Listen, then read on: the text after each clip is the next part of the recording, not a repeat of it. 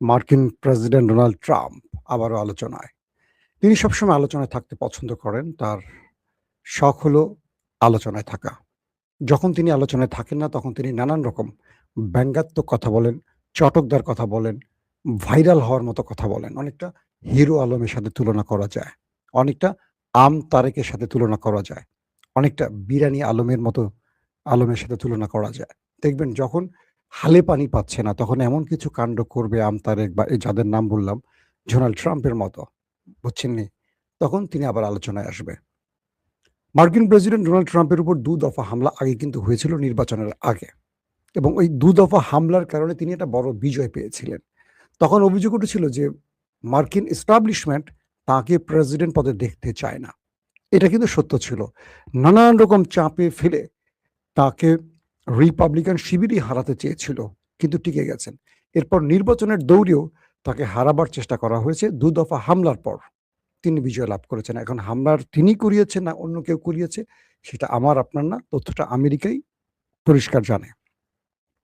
যখন ইরান যুদ্ধে কোণঠাসা, তরতর করে তার জনপ্রিয়তা নিচের দিকে নামছে, ডাউন হচ্ছে, তখন হঠাৎ করে ট্রাম্প, যেখানে হাজার হাজার হোয়াইট হাউজের লিস্টেড বিশাল মাপের সাংবাদিকরা, বড় মাপের সাংবাদিকরা, ডক্টর জাহিদের মতো উপদেষ্টারা এসে বসে আছেন, তখন সেখানে একজন অস্ত্র হাতে নিয়ে এসে গুলি করলো।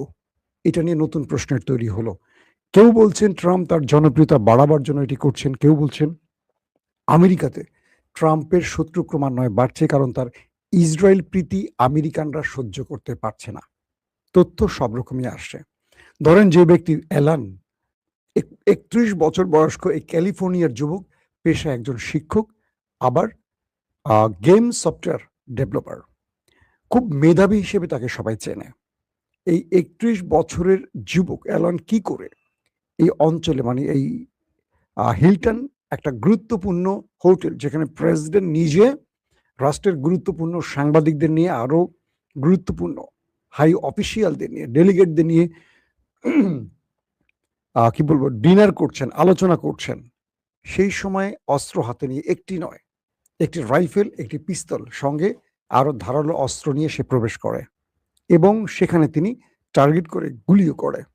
পরবর্তী সিক্রেট এজেন্টরা প্রেসিডেন্টের তাকে আটকে ফেলে, তাকেও গুলি করে এবং তার গুলিতে একজন নিরাপত্তা বাহিনীর সদস্য আহত হয়। বাট তার শরীরে লাইফ জ্যাকেট থাকায়, যেটাকে কি বলে, বডিকে রক্ষা করার জন্য, তিনি খুব বেশি আহত হননি এবং তাকে পাকড়াও করা হয়। তাকে আগামী সোমবার আদালতে তোলা হবে। এখান থেকে অনেকগুলো প্রশ্ন আসে।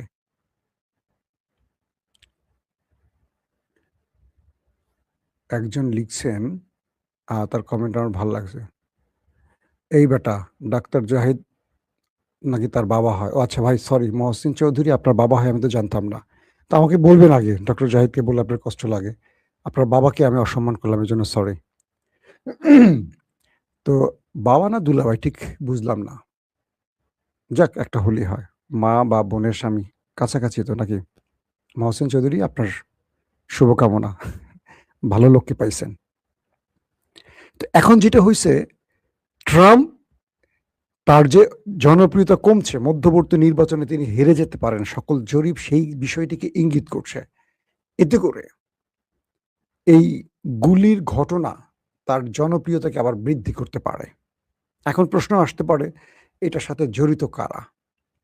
কিছু কিছু মাধ্যম বলছে তার উপরে চাপ সৃষ্টির জন্য যে দেশটি বারবার তাকে যুদ্ধে জড়াবার চেষ্টা করছে, সেই দেশটির টার্গেট হতে পারে, তাকে শুধু ভয় দেখানোর জন্য।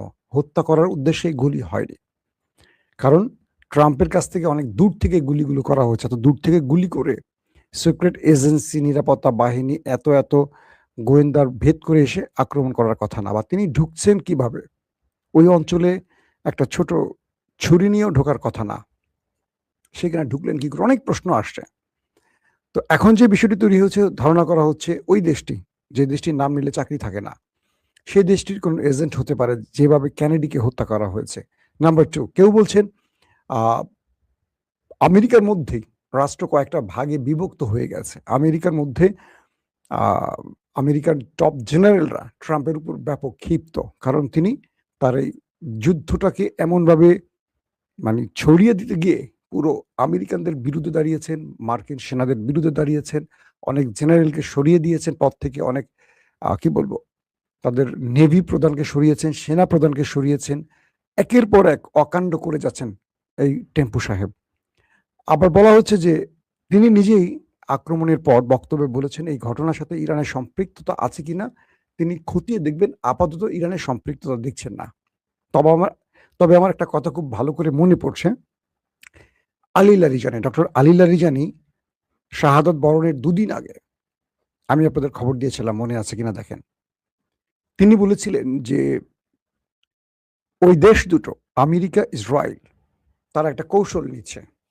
তারা এমন কোনো ফলস ফ্ল্যাগ অপারেশন করতে পারে যার মাধ্যমে ইরানকে দায়ী করে 9/11-এর মতো বড় কোনো ঘটনা ঘটাতে পারে। অর্থাৎ তিনি তার বক্তব্যে স্পষ্ট করেছেন এটা আরবের কোনো দেশে বড় কোনো অ্যাটাক হবে। করবে কারা? সিআইএ বা মোসাদের অনুসারীরা। নাম পড়বে কার? ইরানের। অথবা আমেরিকার ভেতরে টুইন টাওয়ারের মতো কোনো একটি ঘটনা ঘটানো হবে, নাম দেয়া হবে ইরানের।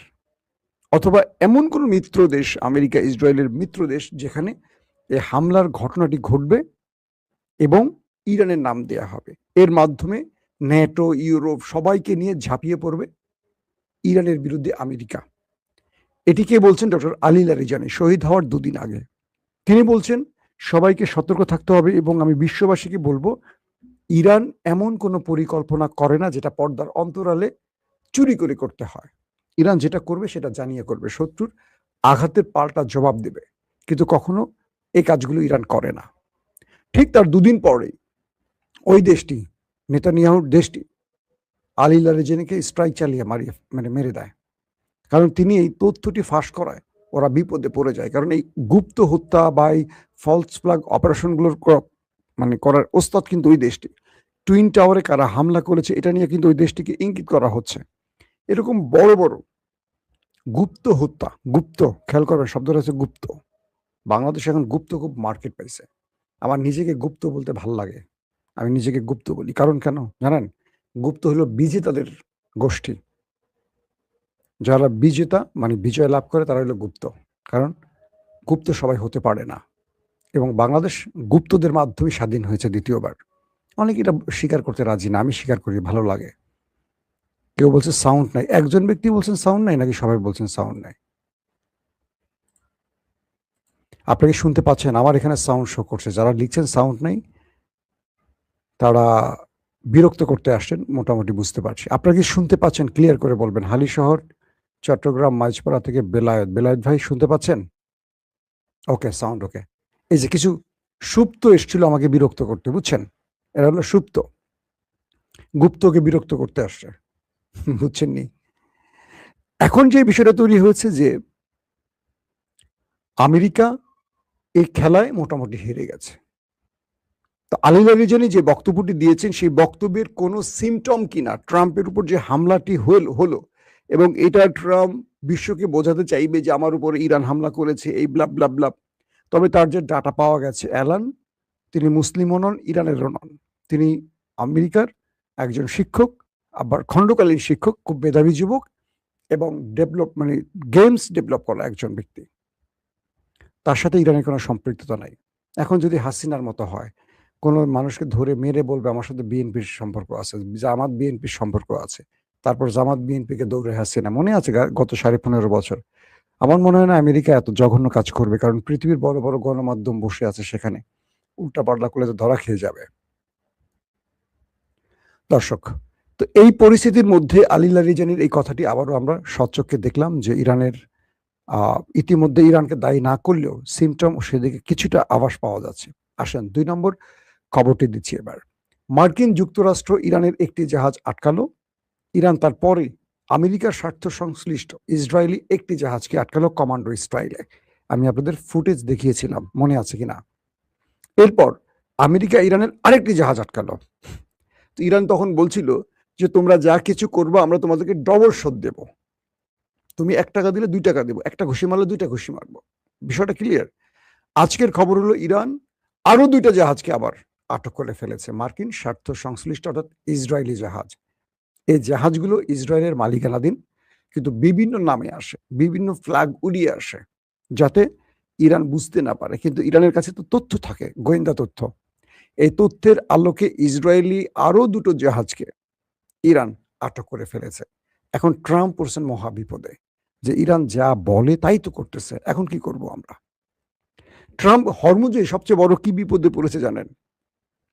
ট্রাম্প ভেবেছিল যে ওমান সাগরে এসে হরমুজের মুখটা বন্ধ করে দিয়ে পৃথিবীর বাজার থেকে ইরান যে তেল গ্যাস রপ্তানি করে এটা বন্ধ করে দেবে। আজকে পর্যন্ত ৮০ থেকে ৯০টি জাহাজ এ পর্যন্ত ইরান অবরোধকালীন সময়, মানে মার্কিন যুক্তরাষ্ট্রের অবরোধকালীন সময় ৮০ থেকে ৯০টা জাহাজ ইরান তেল গ্যাস সহ পৃথিবীর বাজারে ছেড়ে দিয়েছে, পরিবহন করতে পেরেছে। তো এজন্য আমেরিকার ব্যর্থতার জন্য কিন্তু নৌবাহিনী প্রধান হয় পদত্যাগ করেছেন অথবা তাকে সরিয়ে দেয়া হয়েছে। আমেরিকাকে বারবার যে অভিযোগ দেয়া, মানে আমেরিকার উপর যে আমেরিকা ট্রাম্প যে তার নেভিকে অভিযোগ দিচ্ছে যে তোমরা ইরানকে থামাতে পারছো না কেন? তো ওরা বলছে যে আমরা ওই অঞ্চলে মুভ করতে পারছি না। কোন কোন অঞ্চলে যে ইরান মাইন পুঁতে রাখছে আমরা জানি না। আবার যখন আমরা মুভ করি, ইরানের ড্রোন ছুটে আসে। ইরান তো পরিকল্পিত, ধরেন ২টা জাহাজ ছাড়ছে, তাদের ড্রোন উপরে আছে, যদি শত্রু টার্গেট করতে আসে হিট করবে এইভাবে।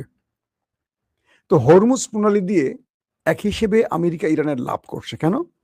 হরমুজ প্রণালী বন্ধের জন্য গালফ কান্ট্রির তেল মোটামুটি আটকে গেছে।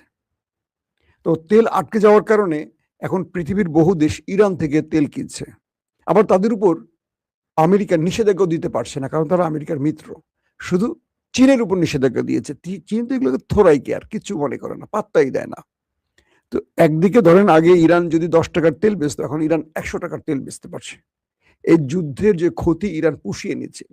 তারপর হরমুজ প্রণালী থেকে ইরান টোল আদায় করেছে অনেক। এই টোলগুলো তাদের রাষ্ট্রীয় ব্যাংকে জমা হয়ে গেছে। এটা ইরানের জন্য একটা বিশাল সুখবর। তো এই মুহূর্তে হরমুজ প্রণালীর সামনে গালফে বসে, কি বলে, ওমান সাগরে বসে আমেরিকা, তারা ২টা ভয় করছে। এক, তারা ইরানকে ঠেকাতে পারছে না। ২, যে কোনো সময় ইরান তাদের উপর অ্যাটাক করে বসতে পারে। পাশাপাশি যখন আলোচনা ব্যর্থ হয়েছে পাকিস্তানে, তখন ট্রাম্প মধ্যপ্রাচ্যের যুদ্ধের প্রস্তুতি নিচ্ছে এবং এই খবরটি ইরান জানছে এবং ইরানও তার প্রতি উত্তরে সব আলু পটল রেডি করে ফেলছে। ট্রাম্প অ্যাটাক করলে সঙ্গে সঙ্গে তারা অ্যাটাক করবে। তো এখন যে অবস্থাটা তৈরি হয়েছে, মিস্টার ট্রাম্প তিনি যে কোনো উপায় একটা ফেস সেভিং এর জন্য নেপথ্যে মিশর, তুরস্ক এবং পাকিস্তানকে ব্যবহার করছে। তবে এই মুহূর্তে ফরম্যাটে বা লাইমলাইনে আছে পাকিস্তানের ফিল্ড মার্শাল আসিফ মনির। যা কিছু হচ্ছে আসিফ মনিরকে বলছেন, আসিফ মনির ইরানকে বলছে, ইরান আসিফ মনিরকে বলছে, যে কারণে ইরানের পররাষ্ট্রমন্ত্রী আব্বাস আরাকচি পাকিস্তান সফরটি শুরু করেছেন প্রথমে। পরবর্তী পাকিস্তানের একটি বিমান নিয়ে তিনি ওমানে চলে গেছেন। ওমান থেকে তিনি আবারও পাকিস্তানে আসবেন। পাকিস্তান থেকে তিনি আবার রাশিয়াতে যাবেন, তারপর ইরানে ব্যাক করবেন। এবং সবকিছু মিলে এই মুহূর্তে যে বিষয়টি মনে হচ্ছে যে ইরান আমেরিকাকে আর কোনো প্রকার ছাড় দিতে চাচ্ছে না। আমেরিকা যতটুকু চাচ্ছে যুদ্ধ এড়িয়ে চলতে, কিন্তু ইরান যে সুবিধাগুলো পাচ্ছে এই সুবিধাগুলো বন্ধ করতে চাইছে, হরমুজ প্রণালী, টোল আদায়, বিভিন্ন। কিন্তু ইসরায়েল আমেরিকাকে যুদ্ধ থেকে বাড়ি ফিরতে দিচ্ছে না। আর ইরানও কেন যেন মনে হচ্ছে এটা যুদ্ধ হোক চায়, কারণ ইরান এমনভাবে গুছিয়ে নিয়েছে। ইরানের অপশন দুটো, এক, তুমি যুদ্ধ চাইলে আসো, আর দ্বিতীয় হলো যদি যুদ্ধ না চাও তাহলে আমার শর্ত মানো। ইরানের শর্ত যদি মানে আমেরিকা বা ট্রাম্প, তাহলে আমেরিকার পরাশক্তি থাকে না, কোনোভাবেই থাকে না। তাই আমেরিকা একটা যুদ্ধের দিকে যাচ্ছে এখন। সেই জন্য তারা পুরো প্রস্তুতি নিয়েছে, পুরো মধ্যপ্রাচ্যে আবার অস্ত্র, মানে ক্যান্টনমেন্ট বানিয়ে ফেলেছে। যত রকম অস্ত্র, ড্রোন, মিসাইল, রিফুয়েলিং ট্যাঙ্কার, আকাশ প্রতিরক্ষা সিস্টেম, রাডার সিস্টেম সব হাজির করছে, যেগুলো ধ্বংস হয়েছে। আজকেও মার্কিন কয়েকটা গণমাধ্যমের স্পেশাল স্টোরিতে দেখলাম যে ট্রাম্প যে সংখ্যাগুলো বলেছেন তিনি অনেক কমিয়ে বলেছেন। তারা বলছে যে মধ্যপ্রাচ্যে, মানে গালফ কান্ট্রিতে ইরানের হামলায় যে পরিমাণ আমেরিকা ক্ষতিগ্রস্ত হয়েছে গত 50-60 বছরে, এত ক্ষতি আমেরিকার হয়নি। পুরো গালফকে নাকি, গালফের ভেতরে যতগুলো ঘাঁটি আছে প্রত্যেকটা ঘাঁটিকে লন্ডভন্ড করে ফেলেছে ইরান। তাই নতুন করে আবার তাকে বিভিন্ন জায়গা থেকে, দক্ষিণ কোরিয়া থেকে চাওয়া হয়েছে, বিভিন্ন দেশ থেকে সাহায্য চাওয়া হয়েছে, জাপান থেকে সাহায্য চাওয়া হয়েছে।